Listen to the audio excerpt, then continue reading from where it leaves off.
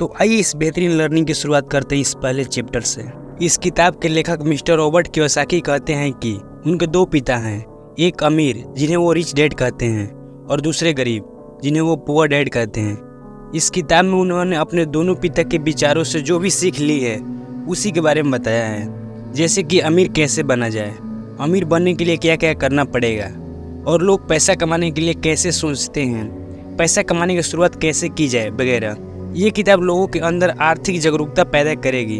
तो आइए इस किताब की समरी को देखते हैं। लेखक के पिता बहुत ही पढ़े लिखे थे, उन्होंने पीएचडी भी करा था और उनके दूसरे पिता अपनी स्कूल की पढ़ाई भी पूरी नहीं की थी। दोनों ही अपने करियर में सफल थे। एक पैसों की समस्या से जूझ रहे थे और दूसरे शहर के सबसे अमीर व्यक्तियों में से एक थे।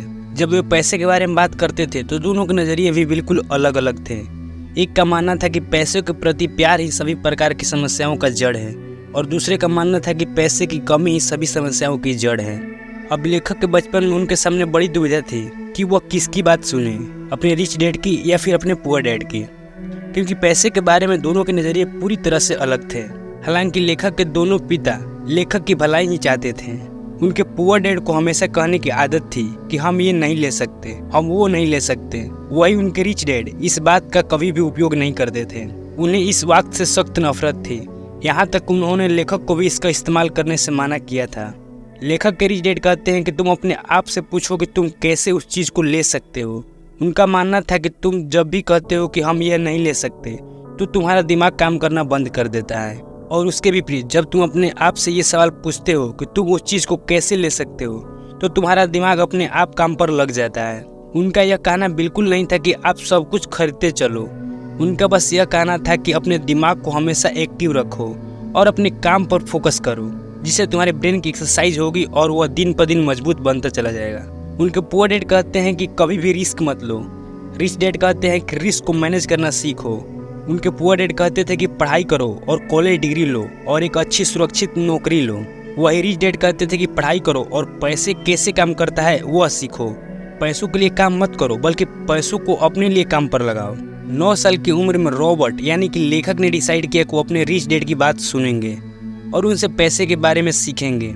रियल में उनके पुअर डैड उनके सगे पिता थे जो कि बहुत पढ़े लिखे थे और टीचर की नौकरी करते थे, लेकिन वो पैसों के मामले में गरीब थे।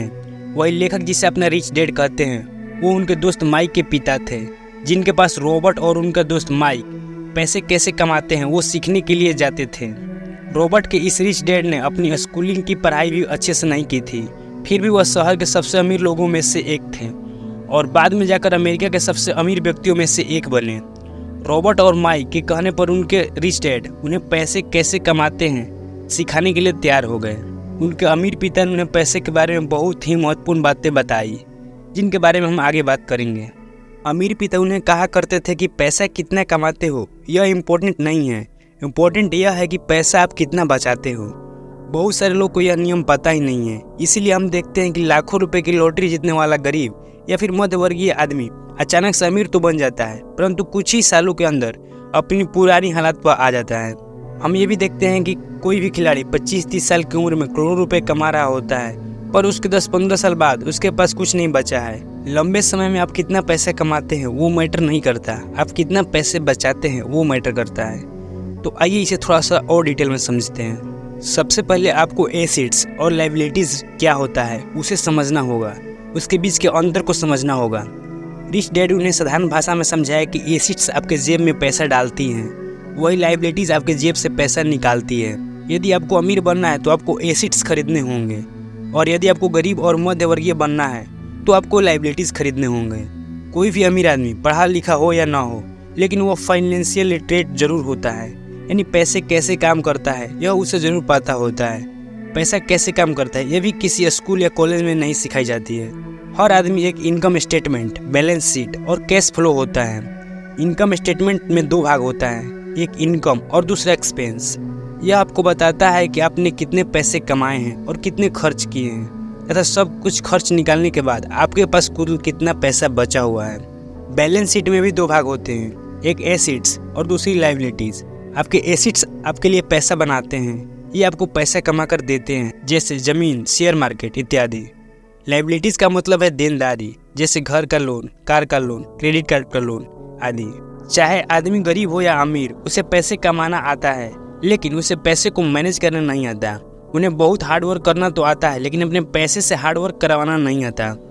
वो बस खुद ही काम करते रहते हैं, अपने पैसों को काम पर नहीं लगाते हैं। जैसे जैसे उनकी कमाई बढ़ती है, उसी के अनुपात में उनके खर्चे भी बढ़ते रहते हैं और उनको लगता है कि उन्हें ज़्यादा पैसा आने से उनकी सारी समस्याओं का समाधान हो जाएगा।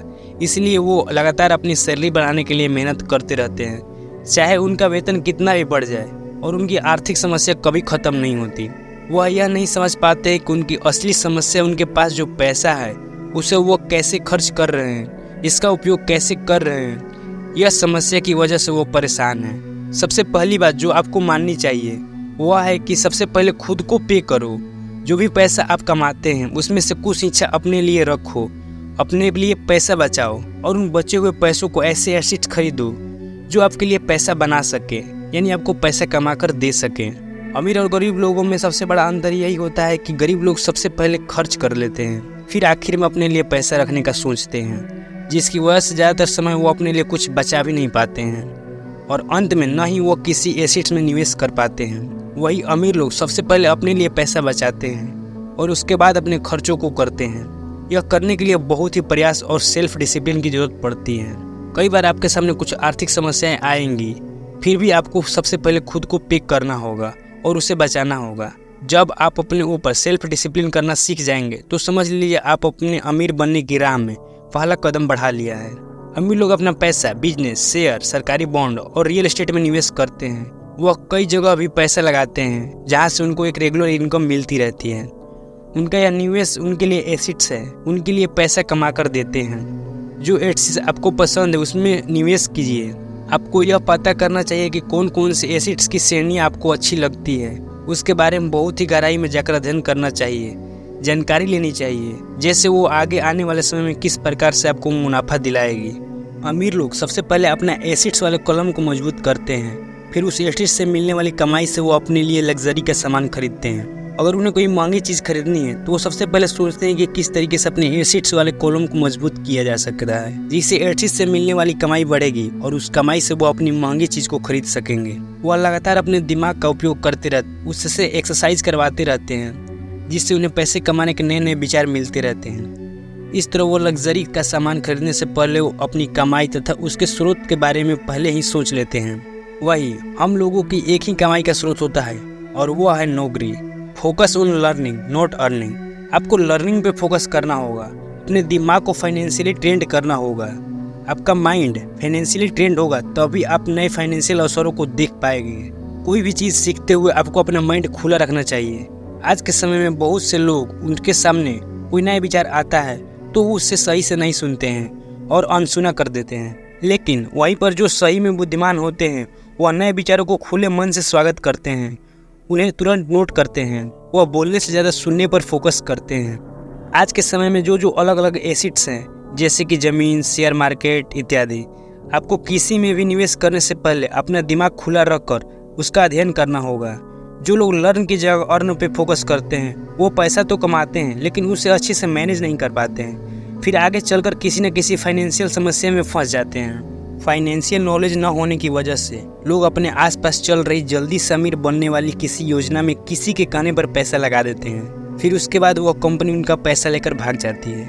लेकिन लेखक रिच डैड उनसे कहते हैं कि पहले लर्निंग पर ध्यान देना चाहिए, बाद में अर्निंग पर। फाइनेंशियल लर्निंग आजीवन चलने वाली प्रक्रिया है। जब भी तुमसे गलती होगी तुम उसे सीखो और अगले समय में गलती न करो।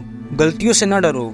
जब कोई जीतने के लिए खेलता है तो उससे गलतियां होती है, लेकिन सबसे इम्पोर्टेंट उस गलतियों से सीखकर आगे बढ़ना होता है। दोस्तों, अंत में लेखक पुनः एक बार फिर से याद दिलाने की कोशिश की है कि गरीब और मध्य वर्ग के लोग पैसों के लिए काम करते हैं, वहीं अमीर लोगों के लिए पैसा काम करता है। अमीर लोग अपने एसेट्स वाले कॉलम को बढ़ाने में लगे रहते हैं। उन्हें उससे मुनाफा मिलता है तो वो वापस उसी में या पुनः निवेश कर देते हैं। इस तरह उनका पैसा उनके लगातार काम करता रहता है।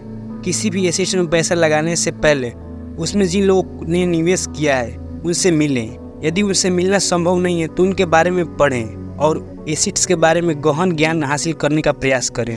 तो दोस्तों, यह three rich dad poor dad की हिंदी बुक समरी। आपको इस किताब में कौन सा पार्ट अच्छा लगा कमेंट करके ज़रूर बताइएगा। मैं अगले वीडियो में नेक्स्ट बुक को कवर करूँगा। जय हिंद दोस्तों।